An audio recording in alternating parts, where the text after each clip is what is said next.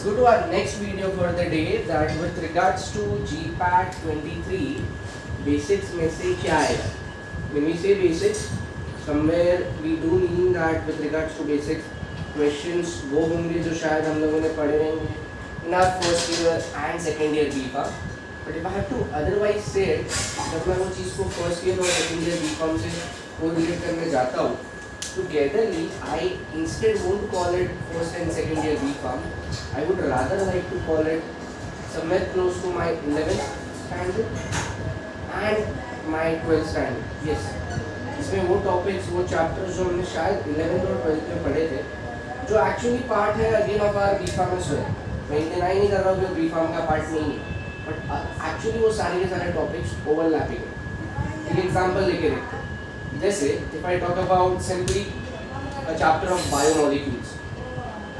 अब biomolecules मैंने 12th standard में chemistry में भी पढ़ा था, and that same biomolecules I also read it during my BPharm, during my second or third semester in biochemistry.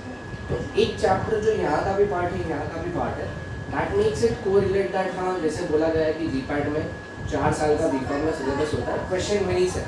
But fact of the matter is that if you look at the question, आप GPAT 2018 से लेके 22 तक के कोई भी question paper को उठा लो, उसमें जो भी क्वेश्चन पेपर, जो भी क्वेश्चंस बेसिक से आए, if you correlate it very strongly, you will find that वो question as it is 11th और 12th के टेक्स्ट बुक से ही है. वो क्वेश्चन 11th और 12th के टेक्स्ट बुक के बाहर का था नहीं, वो BPharm के चैप्टर को बिलोंग करता है, पर वो question as it is 11th और 12th से था. To get such information via our free WhatsApp group, you can just contact on to this number.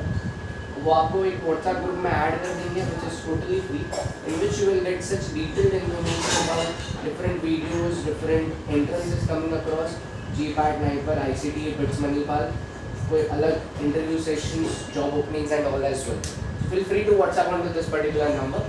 Coming back to our topic for the day, कि भाई 11th और 12th के कौन से topics, कौन से chapters जो एक्चुअली BPharm को बिलोंग करते हैं और वहाँ से मैं क्वेश्चंस एक्सपेक्ट कर सकता हूँ. जैसे first and foremost which I just said you was the chapter of biomolecules. हाँ, ये बायोमोलिक्यूल्स बायोकेमिस्ट्री में पढ़ा था, बट कहीं ना कहीं ऑल दो सेम थिंग, फिर वो एपीमर हो ग्लूकोज का या एनोमर हो ग्लूकोज का या उसका glucose galactose glucose mannose, somewhere we read all this things in our 12th standard. तो ये बायोमोलिक्यूल्स का चैप्टर वहाँ से करना ज़रूरी है. Other than this one chapter, there is a list of another 7 chapters जिसके अलग-अलग एरिया से क्वेश्चन आते हैं. I'm not asking you to go in theory. Get this very straight. हमको theory डिटेल में नहीं पढ़ना है. We are talking about GPAT. GPAT is all about MCQs. मुझे वो 4 ऑप्शन में से मेरे इंटरेस्ट का ऑप्शन ढूंढने आना चाहिए. That is going to be the catch over here. और वही लॉजिक पकड़ के चलना. So one of them was biomolecules, जिससे क्वेश्चन आता है. Second, उनका फेवरेट चैप्टर is polymers. ये तो उनके फेवरेट चैप्टर्स रहे to a very great extent. Followed by the most important one, thermodynamics. अब आप बोलोगे थर्मोडाइनमिक्स तो 12th की केमिस्ट्री में था, बट सेम थर्मोडाइनमिक्स हमको फिजिकल फार्मेसी में भी था, समवेयर कोरिलेटेड ओवर हियर. जैसे थर्मोडाइनमिक्स में first law, second law, third law था, इसी थर्मोडाइनमिक्स में जैसे उनका एक अलग favourite chapter is electrochemistry. Electrochemistry में जो EMI प्रोडक्शन पोटेंशियल सीरीज है, या मैं कैलोमर इलेक्ट्रोड की बात कर रहा हूँ, वो सेम कैलोमर इलेक्ट्रोड हमको फिजिकल फार्मेसी में भी था. Other than this 4 chapters, that another favorite area is majorly from our solution of colligative properties. अभी solution of colligative properties के चैप्टर की जब बात करता हूँ, उसमें जो भी नॉर्मल चीज़ है, नॉर्मैलिटी है, मोलारिटी है, मोलालिटी है, ये सारी की सारी चीज़ें हम लोगों ने फिजिकल फार्मेसी में वापस यहाँ पढ़ी. और अगर आप वो क्वेश्चन ऑब्जर्व करोगे तो क्वेश्चन एक्चुअली 12th के टेक्स्ट बुक से. Not only this particular chapter but your favourite 4 chapters when it comes to organic chemistry.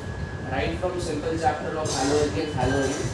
अब आप बोलोगे हैलोएल्केन्स हैलोएरिन्स हम तो सेमेस्टर 4 में था, ऑर्गेनिक केमिस्ट्री में था, उनका वो चैप्टर पे तो क्वेश्चन का फोकस रहता ही है. But all those things which we read over there, जो हमको 12th के एंट्रेंस में भी इंपॉर्टेंट थी, right from my simple SM1 SM2 E1 E2 E5, वो सारी की सारी रिएक्शंस यहाँ पे भी इंपॉर्टेंट रहेंगे. नॉट ओनली हैलोएल्केन्स हैलोएरिन्स, बट उसके साथ के जो कॉम्बिनेशन में चैप्टर्स थे, अल्कोहल्स फिनॉल्स एंड ईथर्स, ये भी था आपको सेमेस्टर 4 में somewhere correlated. Compounds containing nitrogen भी था, amines aromatic systems and most importantly carboxylic acid. तो ये 4 चैप्टर्स जो 12th स्टैंडर्ड का ऑर्गेनिक केमिस्ट्री का आर्ट था, ये करना ही है.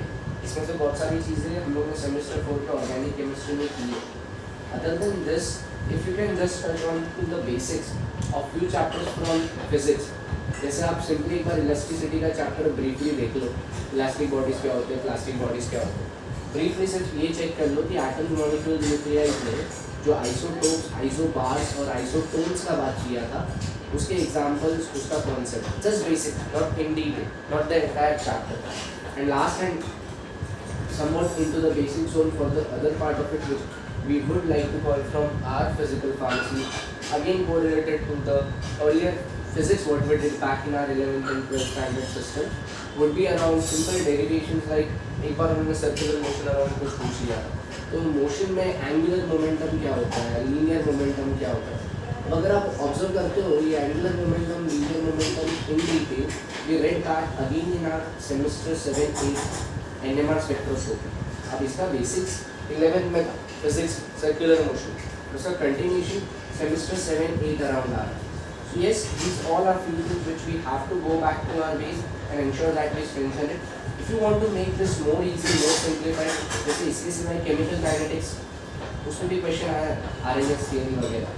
अगर आपको ये सारी चीज़ों को सिंप्लीफाई करना है then just go to the same YouTube channel. इसके अंदर एक सीरीज़ है बूस्टर बेसिक्स का, एक पूरा का पूरा प्लेलिस्ट है.